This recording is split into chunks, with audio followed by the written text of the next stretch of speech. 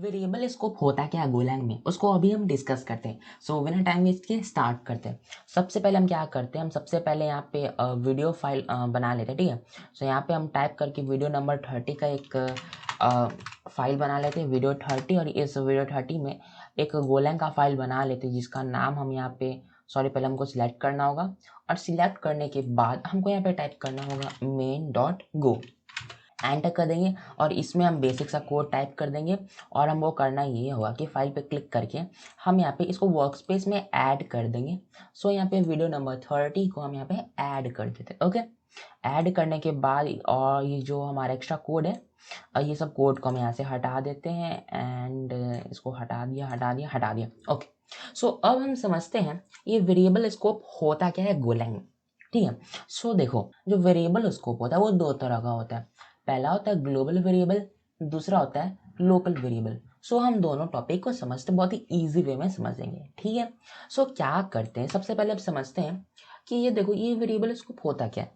सो देखो, कभी भी जब हम एक वेरिएबल डिक्लेयर करते हैं, जब भी हम एक वेरिएबल बनाते हैं, तो उसको एक्सेस करने का एक रीजन होता है कि हम इतना जगह में उस वेरिएबल को यूज कर पाएंगे, ठीक है। सो उसी को बोलते हैं वेरिएबल स्कोप। हम एक रीजन में, एक जगह में अगर हम वेरिएबल को उसको एक्सेस कर पा रहे तो वो उस वेरिएबल का रीजन है, उसका स्कोप है। मतलब कि हर वेरिएबल का एक स्कोप होता है। मतलब कि जब हम डिक्लेयर कर देंगे एक वेरिएबल, ठीक है, तो उसको हम कहाँ एक्सेस कर पाएंगे और कहाँ नहीं एक्सेस कर पाएंगे, हम वेरिएबल स्कोप का हेल्प से समझते हैं, ठीक है। So local variable and global variable होता है, ठीक है। सो नाम से ही पता चल रहा है कि लोकल ग्लोबल में क्या डिफरेंस होगा। लोकल वेरिएबल हम सिर्फ लोकली उसको एक्सेस कर पाएंगे, एंड जो ग्लोबल वेरिएबल होता है उसको हम हर जगह से एक्सेस कर पाएंगे, ठीक है। तो सबसे पहले हम समझते हैं कि हम लोकल वेरिएबल कैसे बनाते हैं और उसको हम कैसे एक्सेस करते हैं, ठीक है। तो सबसे पहले हम क्या करते हैं, इसके लिए एक फंक्शन बनाते हैं, ठीक है। फंक्शन जिसका नाम हम यहाँ पे रख देंगे नंबर। ओके, वो कुछ नहीं करता, उसमें हम बस क्या करेंगे, एक वेरिएबल स्टोर कर देंगे जिसमें हम क्या कर देंगे, नम करके एक वेरिएबल बना देंगे जिसमें हम वैल्यू सपोज 100 स्टोर कर देते हैं। ओके, तो यहाँ पे हम क्या किए कि एक फंक्शन बनाए जिसका नाम नंबर है, और उसमें एक हम वेरिएबल बना दें जिसका नाम नम है, और उसमें हम 100 वैल्यू स्टोर कर दें, ठीक है।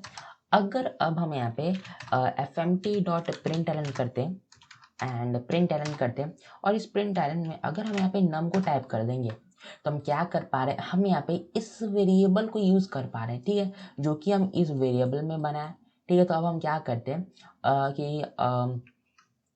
यहाँ पे हम वेरिएबल बना दें, इसको हम यहाँ पे यूज करते हैं, ठीक है, मतलब कि कॉल करते हैं। तो यहाँ पे हम यहाँ पे नंबर टाइप कर देंगे और करेंगे अब कुछ नहीं, इसको यहाँ से हम यहाँ से रन कर देते हैं, ठीक है। तो इसको जैसे ही रन करेंगे, सो देखना क्या होगा कि ये यहाँ पे 100 को प्रिंट कर देगा, ठीक है। तो ये तो नॉर्मल हम ऑलरेडी जान चुके हैं। अब हम क्या करते हैं, इसका मतलब ये है कि इस फंक्शन के अंदर हम इस वेरिएबल को बनाए तो यहाँ पे तो हम यूज़ कर पा रहे हैं, ठीक है। एक और फंक्शन बनाते हैं जिसका फंक्सी जिसका नाम रख देते हैं F2।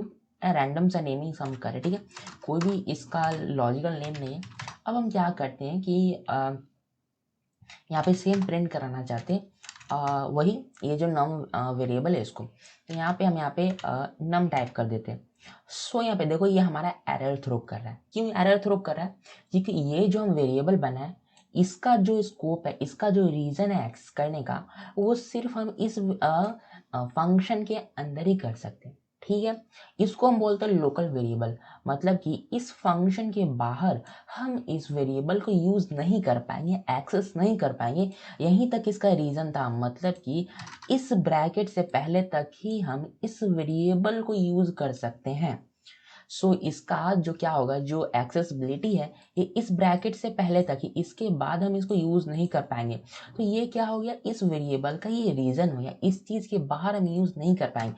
तो यही होता है लोकल वेरिएबल। क्योंकि अगर मैं क्या करूँ कि यहाँ पे fmt.println करता हूँ और उसमें अगर मैं यहाँ पे नम टाइप करूँगा, सो यहाँ पे देखो ये जो हम एक अलग से फंक्शन बनाए उसमें तो एरर थ्रो ही कर रहा है क्योंकि हम यहाँ पे यूज नहीं कर पाए। साथ ही ये मेन फंक्शन में भी एरर थ्रो कर रहा है, तो इसको मैं कमेंट कर देता हूँ, ठीक है, और इसको भी मैं यहाँ पे कमेंट कर देता हूँ। ओके, सो ये दोनों फंक्शन को हम यहाँ पे कर लिए। तो मैं क्या करता हूँ, यहाँ पे मैं लिख देता हूँ लोकल वेरिएबल, ओके, एंड इसको मैं यहाँ से कमेंट कर देता हूँ, ठीक है।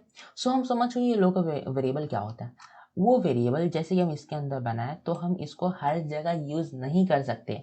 वो वेरिएबल जिसका एक रीजन है जिसके बाहर हम उसको यूज़ नहीं कर सकते उसको हम बोलते हैं लोकल वेरिएबल। ये सिर्फ लोकल ही अवेलेबल होता है, इस फंक्शन पर बनाए तो ये इसी फंक्शन तक अवेलेबल है, इस फंक्शन में अवेलेबल नहीं हो पाएगा।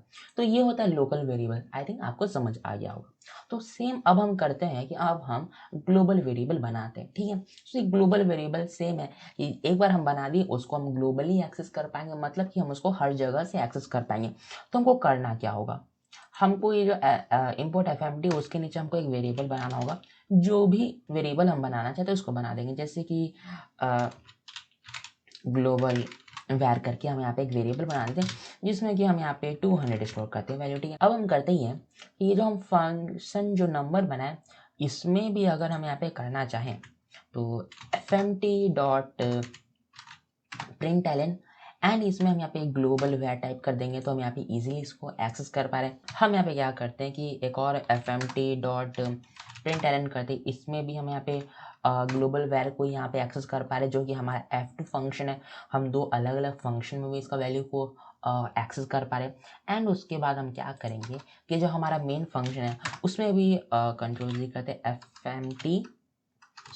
fmt डॉट प्रिंट क्या हो रहा है fmt डॉट println एंड इसमें भी अगर हम ग्लोबल वैर को टाइप करें तो हम यहाँ पे इजीली इसको एक्सेस कर पा रहे हैं, ठीक है। अब हम क्या करते हैं इसको यहाँ से रन करेंगे। सो यहाँ पे देखो 100 200 एंड 200 हम इसको इजीली यूज कर पा रहे हैं। सो देखो यहाँ पे तो हम यहाँ पे दो ही बार हमारा 100 प्रिंट हो रहा है क्योंकि हम यहाँ पे f2 को कॉल इन किया। तो क्या करते कि एक बार हम यहाँ पे f2 को भी कॉल कर देते हैं और आई थिंक यहाँ पे कॉल हो गया। अब हम इसको यहाँ से रन करेंगे। सो इसको रन करते तो यहाँ पे देखो 100 200 200 एंड 200 तीन बार 200 को प्रिंट हो रहा है क्योंकि हम यहाँ पे दो बार यहाँ से मतलब बेसिकली हम यहाँ पे तीन बार कॉल कर रहे हैं। मतलब बेसिकली दो बार हम यहाँ पे फंक्शन को कॉल करें, एक बार हम मेन फंक्शन में ग्लोबल वेरिएबल को यूज़ करें। तो यही होता है ग्लोबल वेरिएबल का कॉन्सेप्ट। आई थिंक आपको समझ आएगा। ग्लोबल वेरिएबल मतलब कि हम इसको कहीं से भी एक्सेस कर सके, उसका रीजन पूरा ही वो जगह हो, ठीक है। मेन फंक्शन से लेकर के कस्टम फंक्शन कहीं तक भी हम उसको उस वेरिएबल का वैल्यू को यूज़ कर पा रहे तो उसको हम बोलेंगे ग्लोबल वेरिएबल। एंड ये जो लोकल वेरिएबल होता है इसको हम सिर्फ उस जगह तक, जैसे कि इस हम फंक्शन में बनाए तो इस फंक्शन तक ही हम इस वेरिएबल को एक्सेस कर रहे हैं तो इसको हम बोलेंगे local variable. So I hope आपको समझ आया होगा। देखो कोई भी डाउट होगा तो कमेंट कर देना, ठीक है। एंड इसका डिस्क्रिप्शन में लिंक दिया होगा नोट्स का, ठीक है। मैं नोट्स थोड़ा सा चेंज किया पीपीटी में बना रहा हूँ। सो टेक्निकली तो मैं यहाँ पे लिब्रे ऑफिस यूज़ करता हूँ तो उसको आई थिंक इम्प्रेस में बनाता हूँ, बट कोई नहीं, पीपीटी हम बोलते हैं इन जनरल। सो मैं पीपीटी में बना रहा हूँ। सो क्या करते आप उसको भी डाउनलोड कर लेना। सोर्स कोड का भी डिस्क्रिप्शन में लिंक होगा, नोट्स भी आपको मिल जाएगा। कोई डाउट होगा कमेंट कर देना। So thanks for watching my video.